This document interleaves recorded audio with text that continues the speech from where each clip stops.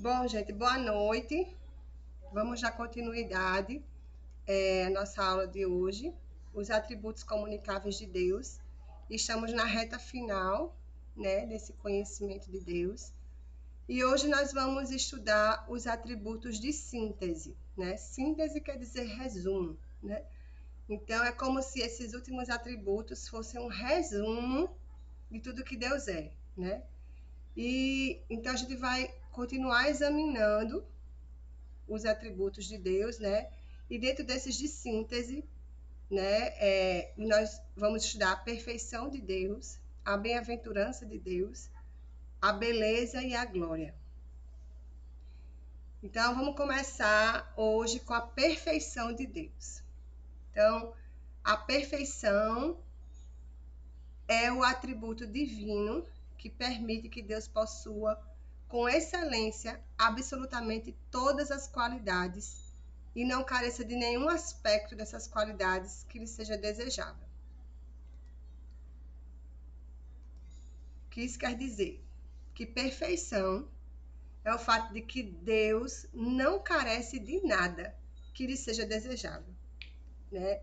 Não tem nada que Deus precise, né? Não tem nada que ele tenha desejo de ter, né? Ele não carece de nada que lhe seja desejável, porque ele é perfeito. Então, algumas passagens dizem que Deus é perfeito e completo.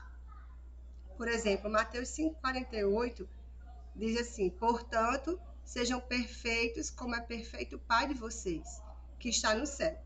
Então, eu estava me perguntando, mas como o atributo da perfeição de Deus é um atributo comunicável, né?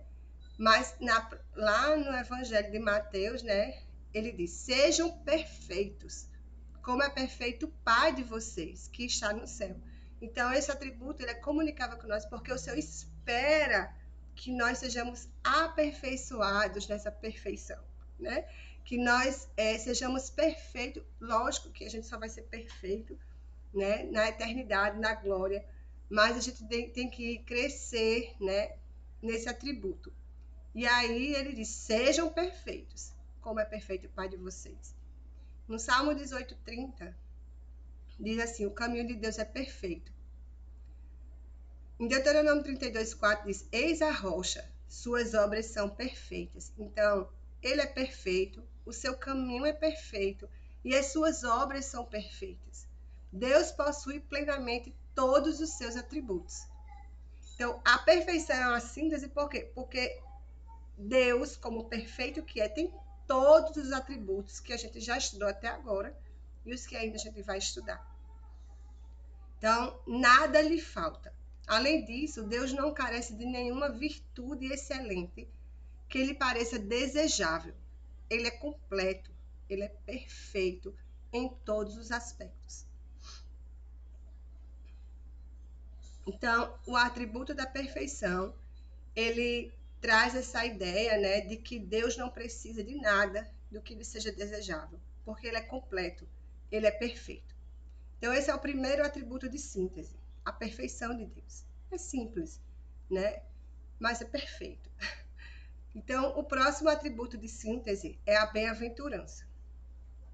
Ser bem-aventurado ou bendito, né? É ser feliz no sentido bastante pleno e magnífico. Frequentemente as escrituras falam da bem-aventurança das pessoas, né? A gente vê no Sermão do Monte, bem-aventurados que choram, né? Bem-aventurados, então é sempre em relação aos outros, né? Que andam nos caminhos de Deus. E em 1 Timóteo, Paulo denomina Deus como bem-aventurado. Então a gente sai dessa ideia de que nós é que somos bem-aventurados para essa ideia de que Deus é bem-aventurado. 1 Timóteo 6,15 diz assim: a qual, no tempo certo, há de ser revelada pelo bendito e único soberano, o Rei dos Reis e Senhor dos Senhores. Então, bem-aventurado e bendito aqui, né, são sinônimos. Então, ele diz que há de ser revelado pelo bendito, pelo bem-aventurado e único soberano. E Timóteo também diz em 1 Timóteo 11: segundo o evangelho da glória do Deus bendito, do qual foi encarregado. Em ambos os casos, a palavra não é bendito. Então, esse bendito aqui, no original, no grego, não é bendito, mas é feliz. E bem-aventurado quer dizer quão feliz é. Então, assim, a bem-aventurança de Deus pode ser definida assim. Dizer que Deus é bendito é dizer que ele se deleita plenamente consigo mesmo e com tudo que reflete o seu caráter. Dizer que Deus é bendito é dizer que ele se deleita, ele é feliz plenamente consigo mesmo e com tudo que reflete o seu caráter. Essa definição indica que Deus é perfeitamente feliz, que ele tem plenitude de alegria em si mesmo. Deus acha prazer em todas as coisas, inclusive na criação. Lá em Gênesis 1:31, diz assim: Deus viu tudo o que havia feito, e eis que era muito bom. Houve tarde e manhã, o sexto dia. Então, ele se deleitou, né, na criação. Em Isaías, lemos a promessa de que no futuro, Deus se alegrará por causa do seu povo. Por exemplo, Isaías 62:5. Porque como o jovem se casa com a moça, assim os seus filhos se casarão com você. Como o noivo se alegra com a noiva, assim o seu Deus se alegrará com você. O Senhor, seu Deus, em Sofonias 3:17, diz assim: o Senhor, seu Deus, está no meio de você, poderoso para salvar. Ele ficará muito contente com você. Ele a renovará no seu amor e se encherá de júbilo por causa de você. Então, Deus se alegra na sua criação, Deus se alegra conosco. O fato de Deus se alegrar na sua criação, ou mesmo em nós, ele se alegra no reflexo das suas próprias qualidades excelentes. Ou seja, quando Deus se alegra com a criação e conosco, ele está se alegrando nele mesmo, porque tudo procede dele. Toda a excelência que existe no universo, tudo que é desejável, tem, né, em última análise, de provir dele, vem dele, pois ele é o criador de tudo e também a fonte de todo o bem. Tiago diz isso no capítulo 1, versículo 17. Toda boa dádiva e todo dom perfeito vem lá do alto, descendo do Pai das luzes, em quem não pode existir variação ou sombra de mudança. Então, quando Deus se deleita na sua criação ou em nós, ele está se deleitando nele mesmo, porque tudo provém dele. Devemos, portanto, dizer a nós mesmos, como disse Paulo aos Coríntios. 1 Coríntios 4:7, Paulo disse assim: pois quem é que faz com que você sobressaia? E o que é que você tem que não tenha recebido? E se o recebeu, por que se gloria como se não o tivesse recebido? Porque dele, por meio dele, para ele são todas as coisas. A ele seja a glória para sempre. Amém. Romanos 11:36. Então, na nossa vida diária, nós devemos imitar a bem-aventurança de Deus. E nós imitamos a bem-aventurança de Deus quando achamos deleite e felicidade em tudo que é agradável a Deus. Tanto os aspectos da nossa vida agradável a Deus, quanto os atos das outras pessoas. Ou seja, a gente deve se alegrar e se deleitar, né? Tanto na nossa vida, nos aspectos da nossa vida, como na das outras pessoas também. Nós também imitamos, né, a bem-aventurança quando nos mostramos gratos e nos alegramos pela capacidade, pelas preferências e por outras características com que Deus nos criou como indivíduos. Também imitamos o seu atributo da bem-aventurança quando nos alegramos. Da forma que ele nos fez, né? Cheio de capacidade, cheio de características. Além disso, imitamos a bem-aventurança divina quando nos alegramos na criação, por ela refletir vários aspectos do excelente caráter divino. Quando a gente olha para a natureza, quando a gente olha para o mar, quando a gente olha para uma flor, né? Isso nos faz nos alegrar na criação. E isso é imitar essa bem-aventurança de Deus.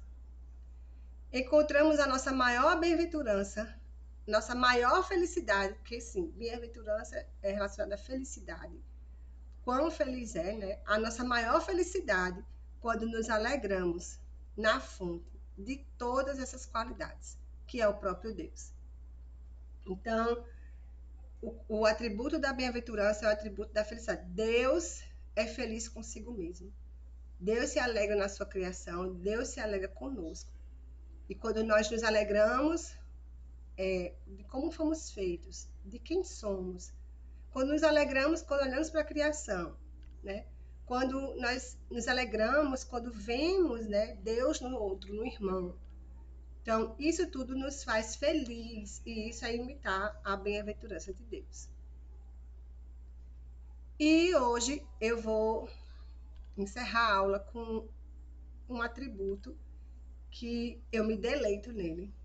E é um atributo que Deus tem falado muito comigo nesses últimos anos, que é o atributo da beleza. E o atributo da beleza, ele tem um aspecto muito peculiar. E eu acho que fala muito sobre a nossa vida de devoção. Então, a beleza é o atributo divino por meio do qual Deus se revela. Olha que coisa linda. A beleza é o atributo divino por meio do qual Deus se revela, a soma de todas as qualidades desejáveis. Deus se revela para nós como bondade, como misericórdia, graça, paciência, né? Amor, justiça. Quando a gente olha para isso, a gente deseja, né, ser parecido com Deus. Então, todas essas qualidades desejáveis, né? Isso revela esse atributo, é o atributo da beleza de quem Deus é. Esse atributo divino está implícito em vários dos atributos anteriores e é especialmente associado à perfeição de Deus. Então, a beleza de Deus está associada à sua perfeição. Porém, existe uma diferença. A perfeição de Deus, que a gente viu como o primeiro atributo de hoje, ela foi definida de uma forma que mostra que ele não precisa, que ele não carece de nada que lhe seria desejável. Porém, a beleza, né, o atributo da beleza, se define de maneira positiva, né? Para mostrar que Deus, de fato, possui todas as qualidades desejáveis. Enquanto a perfeição diz que ele não precisa de nenhuma, de nada que lhe seja desejável, que ele não carece de nada, a beleza vem mostrando e revelando que ele não carece porque ele tem todas as qualidades desejáveis, né? Então, a gente pode entender que Deus de fato possui todas as qualidades desejáveis. Perfeição significa que Deus não carece de nada desejável. Beleza significa que Deus tem tudo o que é desejável. São duas formas diferentes de declarar a mesma verdade. Refletir sobre isso nos lembra que todos os desejos que devem se abrigar em nós ou em qualquer outra criatura acham seu cumprimento definitivo em Deus e em ninguém mais. Tudo que nós podemos desejar, tudo o que nós viermos a desejar, tudo que é bom, né? Ela só se cumpre em Deus, em ninguém mais. Salmo 27:4, eu amo esse salmo. Diz assim: uma coisa peço ao Senhor e a buscarei, que eu possa morar na casa do Senhor todos os dias da minha vida, para contemplar a beleza do Senhor e meditar no seu templo. Aqui o salmista está dizendo, né, Davi está dizendo que de tudo que ele desejou na vida dele, de tudo que ele deseja, de todas as coisas, a mais importante, e aqui ele se dirige ao Senhor para pedir-lhe: Senhor, uma coisa eu peço.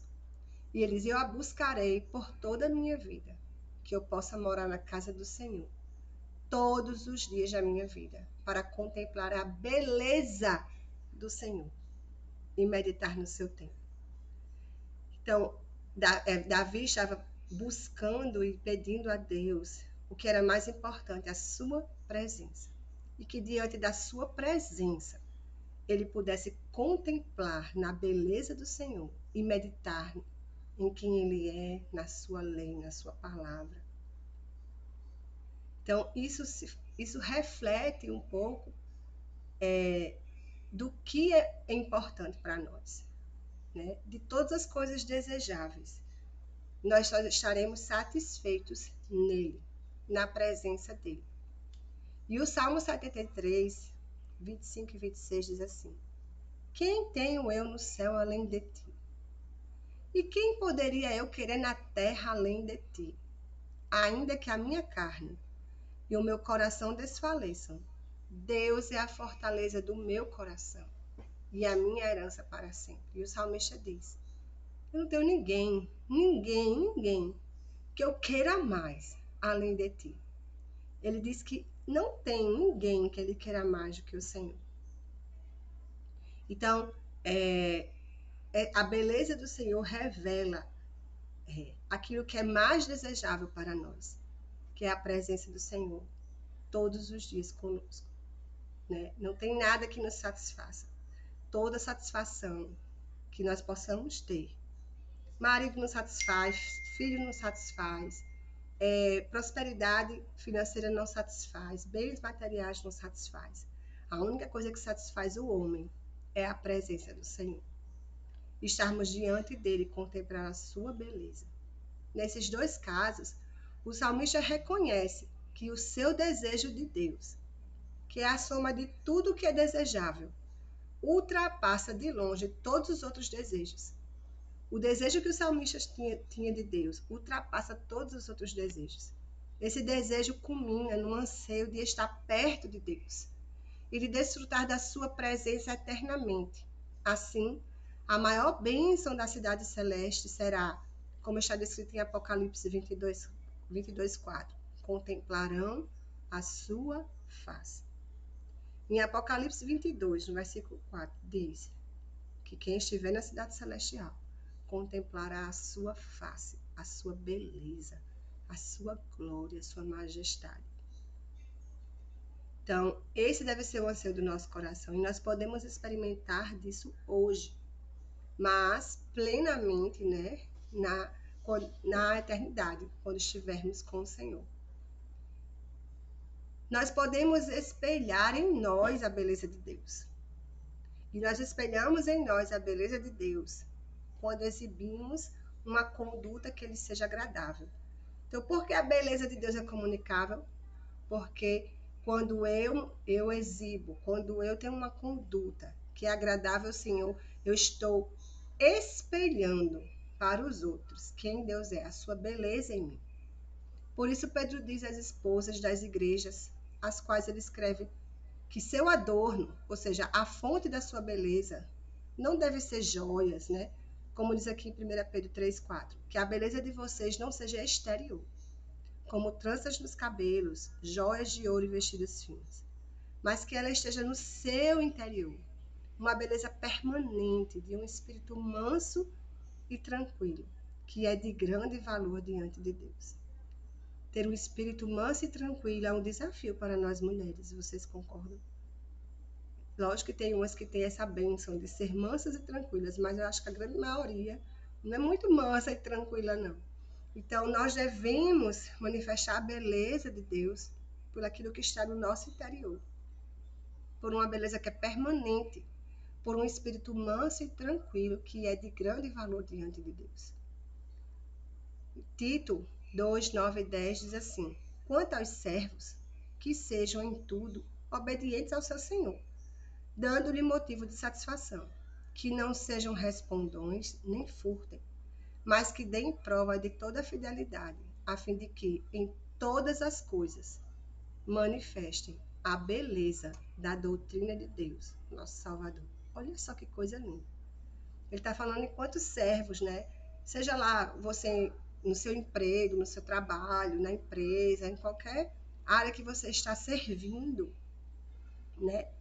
Diz assim, que quando você estiver servindo, você deve dar prova de fidelidade em todas as coisas que você faz, com o propósito de manifestar a beleza da doutrina de Deus, nosso Salvador.